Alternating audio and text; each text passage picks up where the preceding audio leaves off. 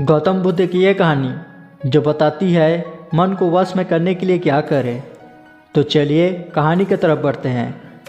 इस कहानी के पीछे का तर्क अगर आप समझ गए तो आपका मन काबू में हो सकता है।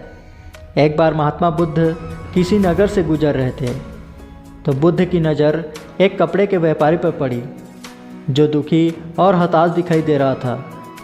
बुद्ध चलकर उनके पास गए और पूछा कि हे भंते, तुम इतने उदास क्यों हो? अगर तुम मुझे अपनी चिंता का विषय बताओ तो मैं तुम्हारी कुछ मदद कर सकता हूँ। कपड़े के व्यापारी ने बुद्ध को प्रणाम किया और उनको अंदर बुलाया। उस व्यापारी ने कहा कि जब से मेरी पत्नी की मृत्यु हुई है तब से मेरे घर पर मेरे छोटे बेटे की देखभाल करने वाला कोई नहीं है, इसलिए मैं हमेशा इसको अपनी दुकान पर लेकर आ जाता हूँ। लेकिन मेरी दुकान पर आने वाले हर ग्राहक की पगड़ी को उछाल कर फेंक देता है। मैंने इसको बहुत समझाया लेकिन यह समझा नहीं। इसकी हरकतों की वजह से मेरे सारे ग्राहक खुद को अपमानित मानकर वापस चले जाते हैं। बुद्ध बोले, मैं तुम्हारी सहायता कर सकता हूँ, पर तुम मुझे एक वचन दो कि मैं जो भी करूँगा तुम इसमें दखल अंदाजी नहीं करोगे, ना ही कोई प्रश्न करोगे। व्यापारी बुद्ध को वचन देता है। अगले दिन बुद्ध एक पगड़ी पहन कर आए और एक ग्राहक की भांति आकर बैठ गए। व्यापारी का बेटा आया और बुद्ध की पगड़ी को उछाल दिया।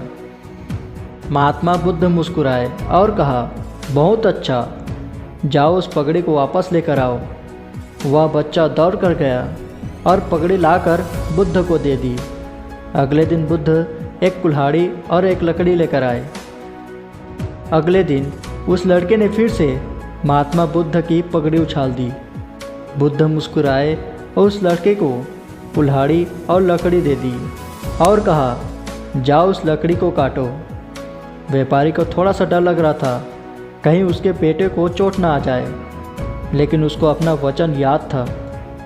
7 दिन तक महात्मा बुद्ध कोई ना कोई नया काम लेकर आते और उस लड़के से करवाते। शीघ्र ही वह लड़का भूल गया कि पगड़ी उछालनी है। व्यापारी बहुत खुश हुआ और बुद्ध को धन्यवाद दिया। मुझे पता है कि इस कहानी का और मन के वश में कोई विशेष संबंध नहीं है, लेकिन पहले आप इस तर्क को समझ लीजिए। अगर हम अपने मन को अपने हिसाब से काम नहीं करवाएंगे तो मन अपने हिसाब से काम करेगा। मन वश में हो सकता है यदि मन को हम अपने अनुसार चलाएं। मन 2 तरीके से चलता है। पहला, मन अपने हिसाब से काम कर सकता है, या मन को हम अपने हिसाब से काम करवा सकते हैं। बुद्ध से मिलने से पहले उस लड़के का मन और दिमाग अपने हिसाब से अनियंत्रित रूप से काम कर रहा था, लेकिन बुद्ध ने उस लड़के को अपने अनुसार काम करवाए, जिससे उसकी आदत ही बदल गई।